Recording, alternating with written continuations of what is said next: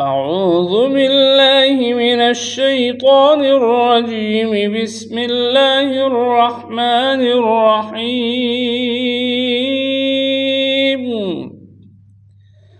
تبارك الذي جعل في السماء بروجا وجعل فيها سراجا وقمرا منيرا، وهو الذي جعل الليل والنهار خلفة لمن أراد أن يذكر أو أراد شكورا. وعباد الرحمن الذين يمشون على الأرض هونا وإذا خاطبهم الجاهلون قالوا سلاما. والذين يبيتون لربهم سجدا وقياما، والذين يقولون ربنا اصرف عنا عذاب جهنم إن عذابها كان غراما إنها ساءت مستقرا ومقاما.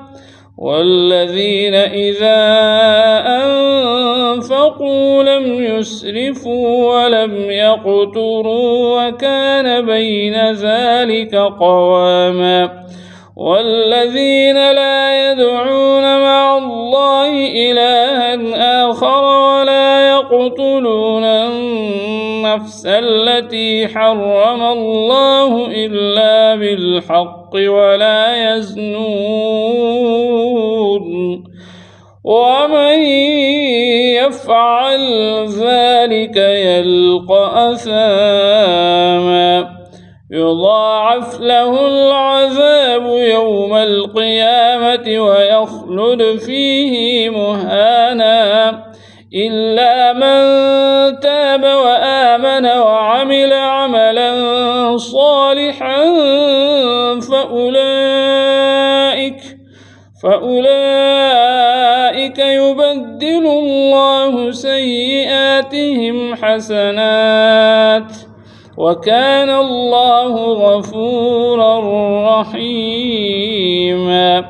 ومن تاب وعمل صالحا فإنه يتوب إلى الله متابا. والذين لا يشهدون الزور وإذا مروا باللغو مروا كراما. والذين إذا ذكروا بآيات ربهم لم يخروا عليها صما وعميانا. والذين يقولون ربنا هب لنا من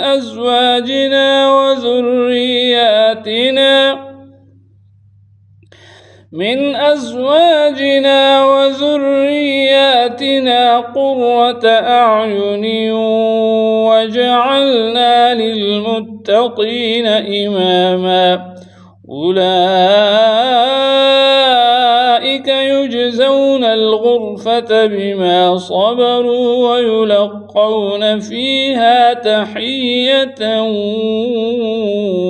وسلاما خالدين فيها حسنت مستقرا ومقاما.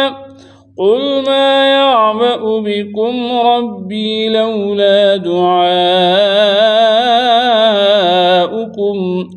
فقد كذبتم فسوف يكون لزاما. صدق الله